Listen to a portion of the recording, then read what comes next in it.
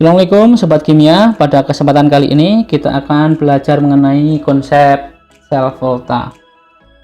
Sel volta adalah suatu rangkaian bahan kimia yang dapat menghasilkan listrik yang tidak dapat terlepas dalam kehidupan kita sehari-hari sekarang ini. Ya, contohnya saja apa? Aki di sini ya.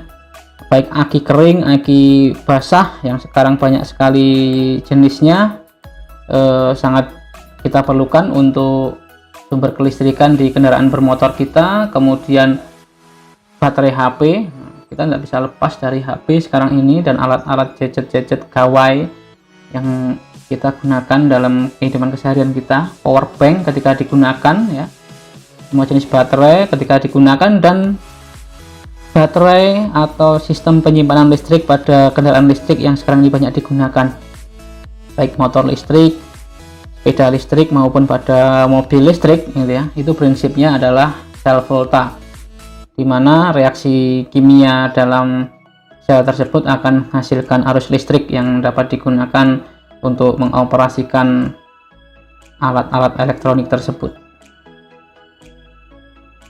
Nah, sel volta itu ya, konsepnya sel volta adalah sel elektrokimia di mana reaksi kimia akan menghasilkan arus listrik. Reaksinya di sini adalah reaksi redox, sedangkan listrik yang dihasilkan itu adalah listrik searah atau kita kenal dengan istilah direct current atau DC gitu ya. Arusnya searah. Karena listriknya searah, maka ada kutub positif dan kutub negatifnya ya. Pada sel volta ya, katoda berperan sebagai kutub positif dan anoda berperan sebagai kutub negatif. Nah, ini sering atau mudahnya untuk dihafalkan dengan kapan gitu ya. Nah, katoda positif, anoda negatif. Ini adalah cara yang mudah untuk menghafalkan ya. Katodanya kutub positif, anodanya kutub negatif. Nah, ini negatif. Pada katoda terjadi reaksi reduksi dan pada anoda terjadi reaksi oksidasi. Nah, elektronnya mengalir dari anoda yang mengalami reaksi oksidasi menuju ke katoda yang mengalami reaksi reduksi. Pada konsep redox sudah kita pelajari bahwa anoda melepaskan elektron. Nah, elektronnya inilah yang mengalir ke katoda yang memerlukan elektron pada reaksi reduksi. Perpindahan elektron ini kita kenal dengan istilah arus listrik. Nah, awal mula penelitian sel volta ya itu dilakukan dengan gambar yang tertera di sini ya, dimana ada dua gelas ya yang diisi larutan berbeda dan ditambahkan lempengan logam yang berbeda. Di katoda yang nanti berperan sebagai kutub positif gitu ya, itu dimasukkan tembaga, ini tembaga ya, masukkan tembaga, dicelupkan dalam larutan CuSO4. Kemudian di anoda itu dimasukkan logam seng yang dicelupkan dalam logam ZnSO4. Nah, kedua logam ini dihubungkan dengan kabel penghubung.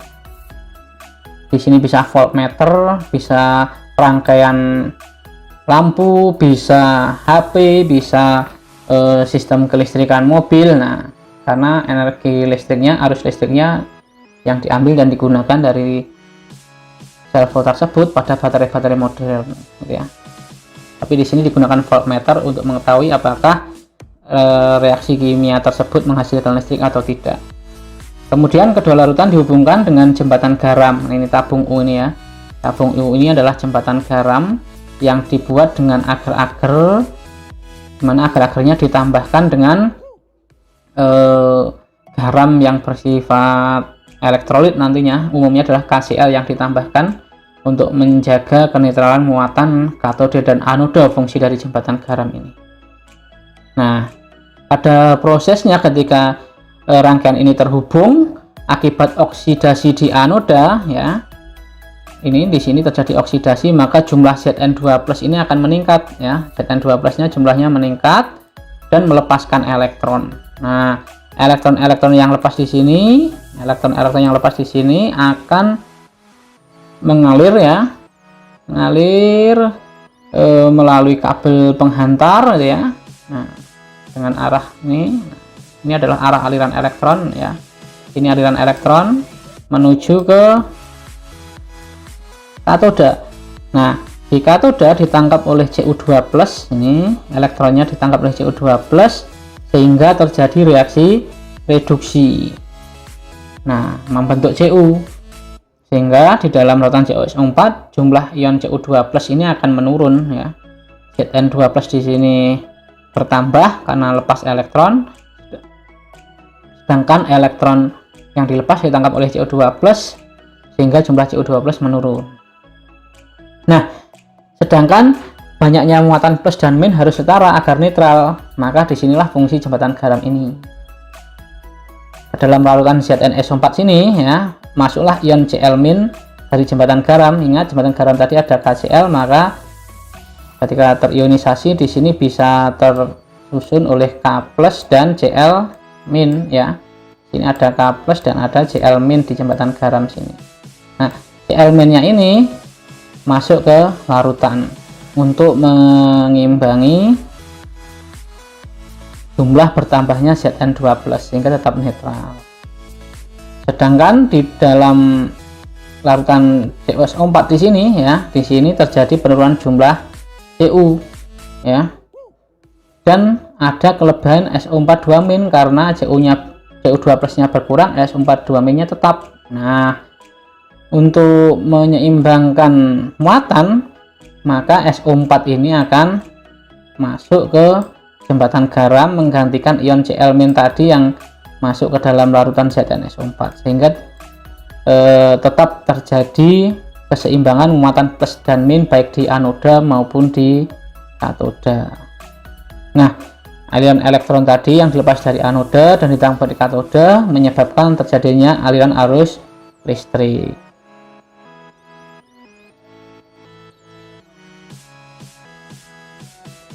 Reaksi yang terjadi dapat dituliskan sebagaimana berikut.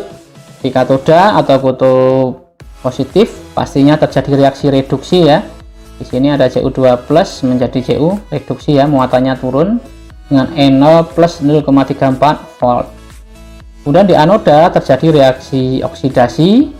Nah, di sini Zn dari tidak memiliki muatan netral dengan oksidasinya 0 menjadi Zn2+. Zn2+ memiliki muatan 2, maka bilangan oksidasinya naik. Reaksinya oksidasi dengan E0 plus 0,76 volt.